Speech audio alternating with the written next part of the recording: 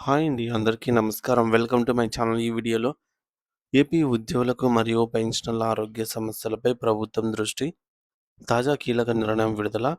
పూర్తి వివరాలు ఈ వీడియోలో తెలుసుకుందాము. వీడియో ఎక్కడే కానీ స్కిప్ చేయకుండా ఎండ్ వరకు చూసేయండి. అప్పుడే ఇన్ఫర్మేషన్ పూర్తిగా అర్థమవుతుంది. అలాగే వీడియో చూస్తున్న ప్రతి ఒక్కరూ లైక్ చేయండి ఫ్రెండ్స్.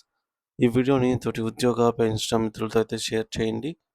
కొత్తగా మన ఛానల్ చూస్తున్న వారు ఇంకా ఎవరైనా సబ్స్క్రైబ్ చేసుకోకపోతే వెంటనే మన ఛానల్‌ని సబ్స్క్రైబ్ చేసుకోండి. సబ్స్క్రైబ్ చేసుకోవడం వల్ల నేను చేసే ప్రతి ఒక్క వీడియో మీ వరకు రీచ్ అవుతుంది. ఇక ఆలస్యం చేయకుండా వివరాల్లోకైతే వెళ్ళిపోదాము. ఫ్రెండ్స్, ఇక విషయానికొచ్చినట్లయితే ఆంధ్రప్రదేశ్ రాష్ట్ర ప్రభుత్వ ఉద్యోగులు పదవీ విరమణ చేసిన తర్వాత కూడా మెరుగైన వైద్య సేవలు పొందటానికి ప్రభుత్వం కల్పిస్తున్నటువంటి ఈహెచ్ఎస్ కార్డుతో ఎంతో కీలకమండి. ఎంప్లాయీ హెల్త్ స్కీమ్ కార్డ్ ఇది. ఈ యొక్క పెన్షనర్ హెల్త్ కార్డు ఎలా పొందాలో మరియు ఆన్‌లైన్ ప్రక్రియ ఏ విధంగా పూర్తి చేయాలో ఇప్పుడు అత్యంత వివరంగా అయితే తెలుసుకుందాము. ముందుగా గమనించాల్సిన సాంకేతిక అంశం ఏమిటంటే, ఈ యొక్క హెల్త్ కార్డ్‌లకు సంబంధించి అధికారిక వెబ్‌సైట్‌ను గూగుల్ క్రోమ్ బ్రౌజర్ లేదంటే గూగుల్ క్రోమ్ గాని, లేదంటే మొజిల్లా ఫైర్‌ఫాక్స్ గాని ఆహ్, బ్రౌజర్‌లలో ఎటువంటి అంతరాయం లేకుండా చాలా వేగంగా అయితే ఇవి పనిచేస్తాయి కాబట్టి వీటిని ఎంచుకోవాలనమాట ఏదో ఒకదాన్ని. కావున మీరు దరఖాస్తు చేసుకునేటప్పుడు ఫైర్‌ఫాక్స్ బ్రౌజర్‌ను వాడటమే ఉత్తమమని చెప్తున్నారు. సాధారణంగా ఒక ప్రభుత్వ ఉద్యోగి రిటైర్ అయిన తర్వాత అతను సర్వీస్‌లో ఉన్నప్పుడు పొందినటువంటి ఎంప్లాయీ హెల్త్ కార్డ్ ద్వారా మరొక 6 నెలల వరకు మాత్రమే నిరభ్యంతరంగా వైద్య సేవలు పొందవచ్చు. అయితే ఈ యొక్క 6 నెలల గడువు ముగిసిన వెంటనే ఆ పాత కార్డ్ ఆటోమేటిక్‌గా నిలిపివేయబడతాయి. కాబట్టి ఈలోపే పెన్షనర్ హెల్త్ కార్డ్ కోసం దరఖాస్తు చేసుకోవడం ముఖ్యము. మరి దీనికోసం ముందుగా మీ పాత ఎంప్లాయీ హెల్త్ కార్డ్‌ను డీయాక్టివేట్ జేసుకోవాలి. దీనికోసం మీరు సంబంధిత శాఖకు ఈమెయిల్ చేయాల్సి ఉంటుంది. ఆ తర్వాత కొత్తగా పెన్షనర్ కార్డును పొందేందుకు అవసరమైనటువంటి లాగిన్ వివరాల కోసం ehs@ntrvs.ap.gov.in అనేటటువంటి అధికారిక వెబ్‌సైట్ ఈమెయిల్ ఐడీకి పీపీఓ కాపీని, అలాగే ఆధార్ కార్డు చివరి నెల పెన్షన్ పేస్లిప్ మరియు సెల్ఫ్ అటెస్ట్ చేసినటువంటి పత్రాలను వీటిపైన పీపీఓ కాపీ, అలాగే ఆధార్ కార్డు, అలాగే చివరి నెల పెన్షన్ పేస్లిప్ వీటన్నిటిని అటెస్టేషన్ చేయించి జత చేయాలన్నమాట. అయితే ఇవి పంపిన తర్వాత మీ మొబైల్ నంబర్‌కు వచ్చేటటువంటి ఓటీపీ ఆధారంగా మీరు పోర్టల్‌లో లాగిన్ అయ్యే అవకాశం అయితే లభిస్తుంది. మరి చాలామంది రిటైర్ అయిన తర్వాత ఈ యొక్క ప్రక్రియ సకాలంలో పూర్తి చేయకపోవడం వల్ల ప్రస్తుతం డిజిటల్ హెల్త్ కార్డులు లేకపో ఆహ్, పొందలేక ఇబ్బందులైతే పడుతున్నారండి.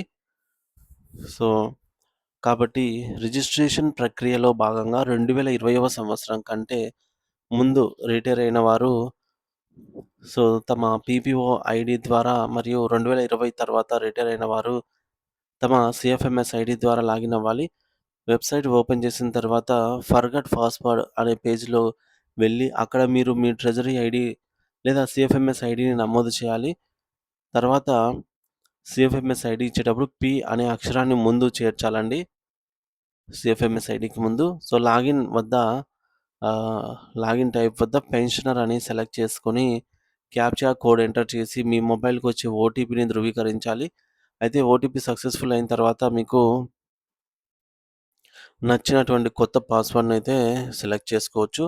ఆ వివరాలతో హోమ్ పేజ్‌లో లాగిన్ అవ్వాలన్నమాట. మొత్తానికి యూజర్ ఐడీ, పాస్వర్డ్‌తో మీరు సక్సెస్‌ఫుల్‌గా అయితే లాగిన్ అవ్వాల్సి ఉంటుంది. దరఖాస్తు ప్రక్రియ ప్రారంభించే ముందు మీ దగ్గర కొన్ని పత్రాలను స్కాన్ చేసిన కాపీలను సిద్ధంగా అయితే అవి ఉండాలన్నమాట. అవేంటంటే ఏజీ ఆఫీస్ నుండి పొందినటువంటి పీపీఓ కాపీ, అలాగే మీ పాస్‌పోర్ట్ సైజ్ ఫోటో మరియు ఆధార్ కార్డు, అలాగే మీపై ఆధారపడిన కుటుంబ సభ్యులు ఎవరైతే ఉంటారో స్పౌస్ గాని, పిల్లలు, తల్లిదండ్రులు ఎవరైనా ఉంటే వారి ఆధార్ కార్డులు, అంటే ఎంతమంది ఉంటే అంతమంది, మరియు ఫోటోలను కూడా స్కాన్ చేసి పెట్టుకోవాలి. వెబ్‌సైట్‌లో రిజిస్ట్రేషన్స్ అనే ఆప్షన్ పైన క్లిక్ చేసి, అలాగే ఇనిషియేట్ హెల్త్ కార్డ్‌ను ఎంచుకోవాలి. అక్కడ మీ ఆధార్ నంబర్ ద్వారా వివరాలను సేకరించి అప్లికేషన్ ఫామ్‌ను నింపడం మొదలుపెట్టాలన్నమాట. ఇందులో మీ వ్యక్తిగత వివరాలు, రిటైర్మెంట్ రకము, అలాగే పుట్టిన తేదీ, బ్లడ్ గ్రూపు, మరియు మీరు వికలాంగులైతే దానికి సంబంధించి వివరాలను ఖచ్చితంగా నమోదైతే చేయాలి. అలాగే వ్యక్తిగత వివరాల తర్వాత మీ ప్రస్తుత చిరునామా మరియు రిటైర్ అయ్యే సమయంలో చివరగా ఎక్కడ పనిచేశారు అనే వివరాలను సరైన ఆఫీసుల ద్వారా ఎంపిక చేసుకోవాలి. ఈ వివరాలన్నీ కూడా పూర్తి చేసిన తర్వాత సేవ్ బటన్ పైన క్లిక్ చేస్తే కింద కుటుంబ సభ్యుల వివరాలు యాడ్ చేసేదానికి యాడ్ బెనిఫిషరీ అనే బటన్ అయితే కనిపిస్తుంది. Plus symbol. ఇక్కడ మీ భార్య లేదా భర్త అంటే మీ స్పౌస్ వారి ఆధార్ ఓటీపీ ద్వారా ధృవీకరించి వారి ఫోటో మరియు ఆధార్ కార్డ్‌ను అప్‌లోడ్ చేసి సేవ్ చేయాలి. సో, ఇదే విధంగా మిగిలిన కుటుంబ సభ్యులు ఎంతమందైతే మీ పైన ఆధారపడి ఉంటారో వారు కూడా ఒక్కొక్కరిగా పూర్తిగా ఇదే ప్రాసెస్‌లో అయితే పూర్తి చేయాలి. నింపిన తర్వాత అప్లికేషన్ మెయిన్ పేజీలో ఎప్పటికప్పుడు సేవ్ బటన్ నొక్కడం మర్చిపోవద్దండి. అన్ని వివరాలు సేవ్ చేయాలి. ఆ తర్వాత అటాచ్‌మెంట్ విభాగంలోకి వెళ్లి మీ యొక్క ఆధారు, ఫోటో మరియు పీపీఓ కాపీలను అప్‌లోడ్ చేయాలి. సో, ఇక్కడ గమనించాల్సిన విషయం ఏమిటంటే అప్‌లోడ్ చేసే ప్రతి ఫైల్ సైజ్ కూడా టో 200 కేబీ. సో, 200 కేబీ కంటే తక్కువే ఉండాలి గానీ ఎక్కువ ఉండకూడదనమాట. సో, అదైతే చూసుకోవాలండి ఫ్రెండ్స్. ఇక చివరగా మీరు పంపినటువంటి వివరాలన్నీ కూడా ఒకసారి సరిచూసుకొని ఫైనల్‌గా సబ్మిట్ అప్లికేషన్ పైన క్లిక్ చేయాల్సి ఉంటుంది. సో, సబ్మిట్ అప్లికేషన్ పైన క్లిక్ చేసి అప్పుడు వచ్చేటటువంటి అప్లికేషన్ ప్రింట్ తీసుకొని దానిపై నిర్ణీత ప్రదేశంలో సంతకం చేసి అంటే ఎక్కడైతే అవసరమో అక్కడ సంతకం చేసి మళ్ళీ స్కాన్ చేసి సైన్డ్ అప్లికేషన్ ఫార్మ్ అనే కాలమ్‌లో మళ్ళీ దాన్ని మీరు స్కాన్ చేసి అప్‌లోడ్ చేయాలి. ఇది పూర్తయిన తర్వాత ఫైనల్ సబ్మిషన్ చేస్తే మీ దరఖాస్తు సంబంధిత ఎస్‌టిఓ లేదా డీడీఓ గారికైతే చేరుతుందనమాట.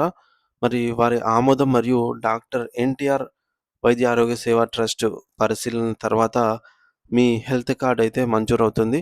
అయితే అధికారుల ఆమోదం కోసం వేచి ఉండాల్సిన అవసరం లేకుండా చాలా సందర్భాలలో స్మార్ట్ హెల్త్ కార్డ్ ఆన్‌లైన్‌లో జనరేట్ అవుతుందండి. దాన్ని మీరు డౌన్‌లోడ్ చేసుకొని కలర్ ప్రింట్ తీసి లామినేషన్ చేయించుకుంటే భవిష్యత్తులో హాస్పిటల్ సేవలకైతే దాన్ని వాడుకోవచ్చు మీరు. సో, మొత్తానికి ముఖ్యాంశాలు చూసుకున్నట్లయితే ఈహెచ్ఎస్ వెబ్‌సైట్ కోసం ఆహ్, ఈ మేరకు మొజిల్లా ఫైర్‌ఫాక్స్ అంటే వెబ్ బ్రౌజర్ అండి. మొజిల్లా ఫైర్‌ఫాక్స్‌ను వాడటము సులభము. అలాగే రిటైర్ అయిన 6 నెలల తర్వాత పాత హెల్త్ కార్డ్‌లేవి పనిచేయవనమాట. ఎంప్లాయీగా ఉన్నప్పుడు ఏవైతే హెల్త్ కార్డ్‌లుంటాయో అవి పనిచేయవు. కాబట్టి వెంటనే పెన్షనర్ హెల్త్ కార్డ్ అయితే దరఖాస్తు చేయాలి. ఇక దరఖాస్తు కోసం ఈహెచ్ఎస్ అట్ ఎన్‌టిఆర్‌ఏపీ జీఓవీ.ఇన్‌కు ముందే మెయిల్ అయితే పంపి లాగిన్ చేస్తే అనుమతి పొందాలి. ఇక అప్‌లోడ్ చేసే ఫోటోలు మరియు పత్రాల సైజు 200 కేబీ కంటే తక్కువే ఉండాలి. అది గుర్తుపెట్టుకోండి. లేదంటే అప్‌లోడ్ అవ్వవనమాట. ఎర్రర్ చూపిస్తుంది. మీరు మళ్ళీ ఫైల్ సైజ్‌ను రెడ్యూస్ చేయాల్సి వస్తుంది. ఇక కుటుంబ సభ్యులను యాడ్ చేసేటప్పుడు వారి యొక్క ఆధార్ ఓటీపీ అవసరమవుతుందనమాట. సో, ఇంకా అప్లికేషన్ ప్రింట్ తీసి సంతకం చేసి మళ్ళీ అప్‌లోడ్ చేయటం అనేది అత్యంత కీలకమైన చివరి అడుగు. ఇక డిజిటల్ స్మార్ట్ హెల్త్ కార్డ్‌లను డౌన్‌లోడ్ చేసుకునే సదుపాయం వెబ్‌సైట్‌లోనే ఉంటుంది. ఇవన్నీ చూసుకోగలరు. సో, మొత్తానికి ప్రభుత్వ ఉద్యోగులు పదవీ విరమణ చేసిన తర్వాత నిరంతర వైద్య సేవలు పొందడానికి పెన్షనర్ హెల్త్ కార్డ్ అనేది తప్పనిసరి.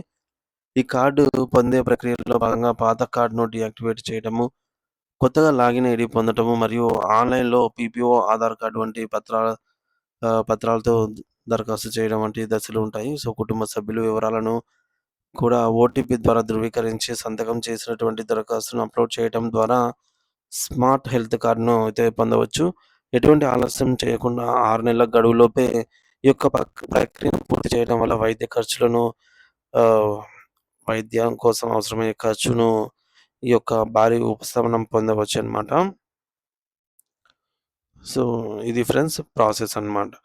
రిటైర్ అయినటువంటి 6 నెలల్లోపు ఈ ప్రాసెస్ అనేది కంప్లీట్ చేసుకుంటే మనకు ఎటువంటి ఇబ్బంది ఉండదనమాట. అలాగే కుటుంబ సభ్యుల జాబితాలో మొత్తం ఎవరెవరు ఉన్నారో అందరిని యాడ్ చేసేయండి. వారందరికీ కూడా ఈహెచ్ఎస్ అనేది వర్తిస్తుంది. వీడియో నచ్చినట్లయితే తప్పకుండా లైక్ చేయండి ఫ్రెండ్స్. ఈ వీడియోని తోటి ఉద్యోగ పెన్షన్ మిత్రులతో అయితే షేర్ చేయండి. కొత్తగా చూస్తున్నవారు మన ఛానెల్ సబ్స్క్రైబ్ చేసుకోండి. Thank you for watching this video.